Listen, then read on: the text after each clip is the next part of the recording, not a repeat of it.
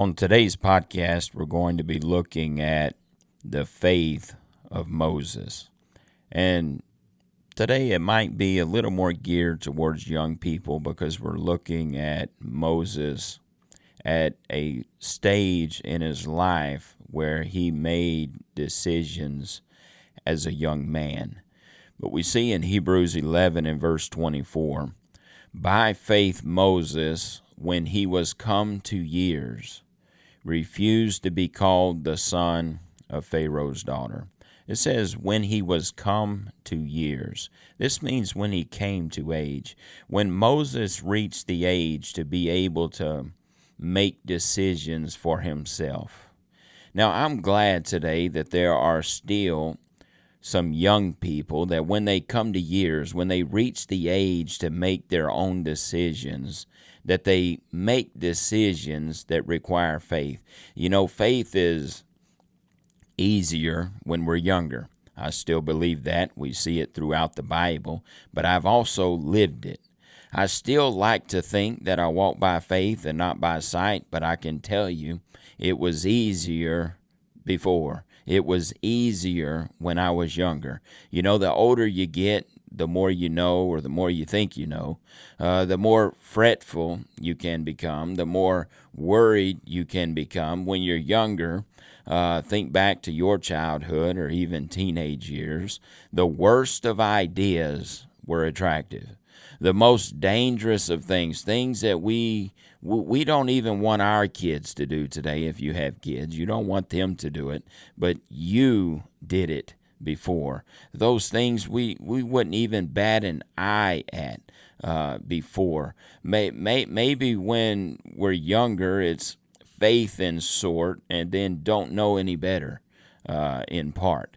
But God uses that ignorance on our part, and I praise Him for it. But the older we get, the smarter we get, the more cautious we get, the more reserved we get, the more thought out.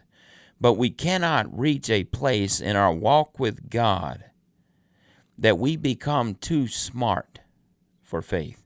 We must, even as older people, even choose to live and walk by faith. Moses was just a young man when he made man decisions. And when I say man decisions, I'm not talking about boy decisions. I'm not talking about, am I going to play Legos today or G.I. Joes today? Am I going to make mud patties out in the mud cakes, things like that, and twiddle around with sticks? Moses, as a young man, was making grown man decisions that didn't just affect the day, but decisions that would affect his whole life, but not only his life, but the lives of a nation, all from decisions as a young man. It's amazing when we look back at this one decision by Moses, how important of a decision this decision actually was. Never underestimate the importance of one good decision. Also, never underestimate the importance of one bad decision. Moses here refused to be called the son of Pharaoh's daughter. Egypt being a portrait of the world, Pharaoh being a portrait of the devil, Moses was beginning to separate himself from the world and the devil at a young age. And I tell you, if there are any young people listening today, you won't hardly stand a chance to separate from the world and the devil later on in this life if you do not separate now. I encourage young people to separate from the world as early as you can. I have dealt with people and ministered to people who have been raised up in this world, thoroughly saturated with this world, and I tell you what, they're in their 60s and their 70s even now, and they struggle at being separated from the world because they were so saturated in it their whole life. Decide as early as you can to come out and to be separated from the world. The older you get, the harder it gets.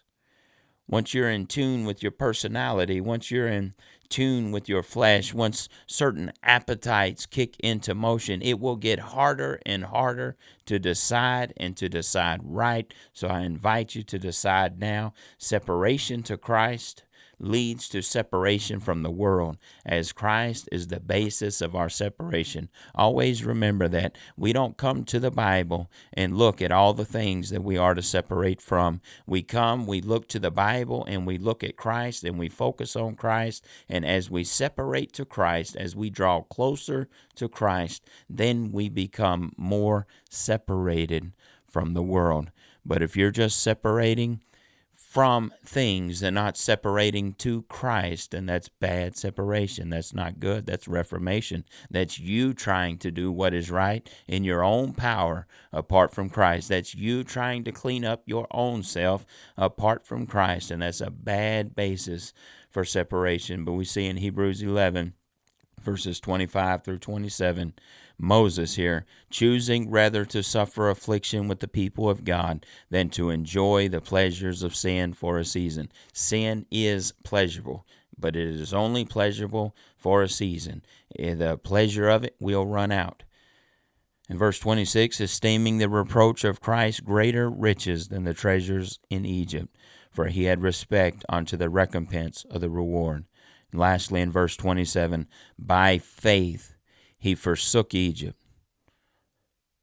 Moses could have had it all in Egypt, but by faith he forsook Egypt, not fearing the wrath of the king, for he endured as seeing him who is invisible.